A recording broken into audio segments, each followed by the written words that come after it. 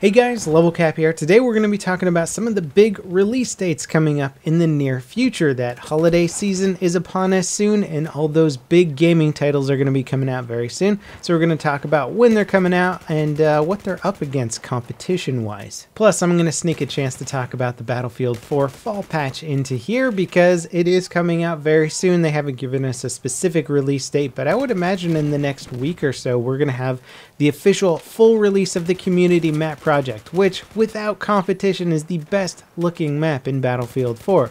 The Frostbite engine is capable of so much, and I'm sure the DICE level designers were just itching to show you what it could do. I have no doubt that they've been constrained frame rate wise and whatnot with their other map designs, but it seems like they've really let loose with this one, and in accordance it does play a little bit slower than my other maps, but I'm not complaining because it looks so damn good. Now if you guys actually have CTE downloaded, or you do download it, you can play this map in its pretty much final state. They've stated that they don't plan on changing anything else major with this unless there's some sort of game-breaking bugs that they find in this final testing phase. Now once this fall patch is completed and released, DICE is going to start working on their holiday patch, and when I say start working, they've already done considerable work on it, including the Dragon Valley map, but what we haven't seen is the Team Deathmatch version of the Dragon Valley map, which rumors suggest is going to be the remake of No Shar Canals. They're basically turning the dock portion of Dragon Valley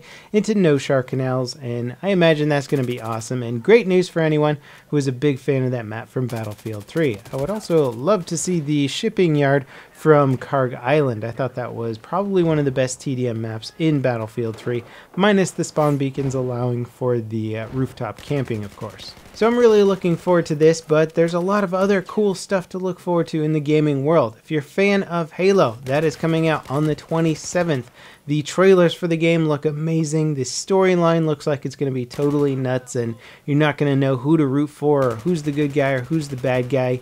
The action looks over the top and insane. I already played the multiplayer beta and was really enjoying it, considering that I'm not a huge fan of console games on multiplayer just because I don't like the control scheme, but I was having a blast in Halo 5. Unfortunately, it's not coming to the PC, which in my opinion is a huge missed opportunity from Microsoft, because why not promote Windows as a premier gaming platform with Halo 5? I mean, it's a game that I've wanted for a long time on PC. When it was on PC, I was playing it on PC. There is an audience there for it. Microsoft, get your crap together. Let's launch that title on PC and start a PC Halo gaming crowd. That being said, I'll probably be playing the game a bit on Xbox, but certainly not as much as I would be playing it if it launched on PC. Now, also on the 27th, there is going to be a closed beta for Blizzard's Overwatch game. This is Blizzard's first shooter. It's going to be kind of a big deal. I know a lot of people aren't that excited about it, because it looks very cartoony and very similar to Team Fortress 2. In fact, it's hard to tell what the difference is on the surface from Team Fortress 2, but I can assure you, having played the game in a alpha stage, that I am quite excited for it, and that Blizzard's alphas are basically like the quality of a final release product for most other games.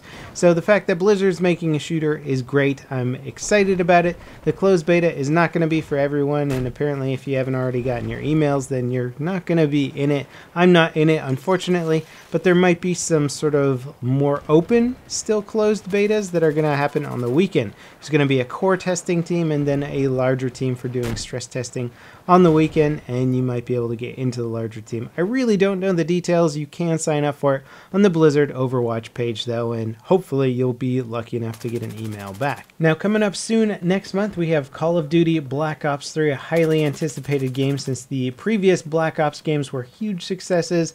Lots of people like those, myself included, so Black Ops 3 is pretty cool. It's got some different stuff going on though, some interesting movement mechanics and stuff like that. Futuristic, pretty high tech. If you're a COD fan, you'll probably be all over this game. Now, if you're only getting one game this holiday season and you want to wait a little bit longer than November 6th, we have the November 17th launch of Star Wars Battlefront, and you can bet what I'm going to be doing on November 17th. I mean, I am a huge Star Wars fan. I've been all over the beta of this game, flooded my channel with videos to the point where you guys are probably like, stop talking about Star Wars Battlefront. But unfortunately, you're going to get a bit more of that when the actual game launches. Oh my god.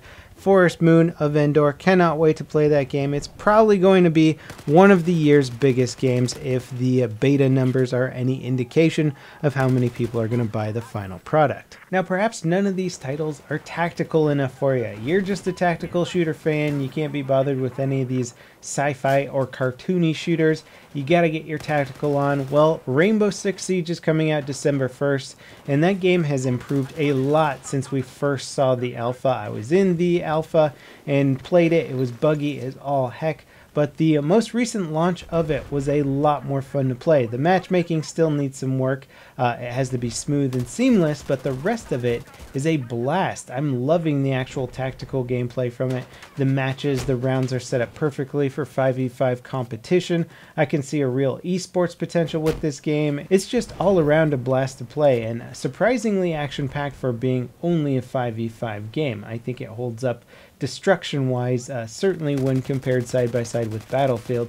It has a much higher scope for destruction, even if it is on a smaller map. So I gotta say, if you're a shooter fan, this holiday season is probably going to have at least one game that you're interested in, and if you're a big shooter fan, it's going to have about 4 games that you're interested in. So just to recap, we got the fall patch coming out very soon for Battlefield 4, then we have Halo 5 Guardians coming out this month, and on the very same release date, they're starting the Blizzard Overwatch beta testing, which is going to be very interesting, and I can't wait to see how that game plays out with the general public. Then early next month, we have Call of Duty Black Ops 3, which is going to be, again, a massive title, as every Call of Duty game is. And then a few weeks later, we get the November 17th launch of Star Wars Battlefront. And at some point over the holiday season, we're also getting the holiday patch for Battlefield 4 with the Dragon Valley map and the new TDM map, plus December 1st launch of Rainbow Six Siege. So as always, guys, I hope you enjoyed watching, and I hope you have an idea of what games you might be playing this holiday season. I'll see you guys next time. This is LevelCap signing out.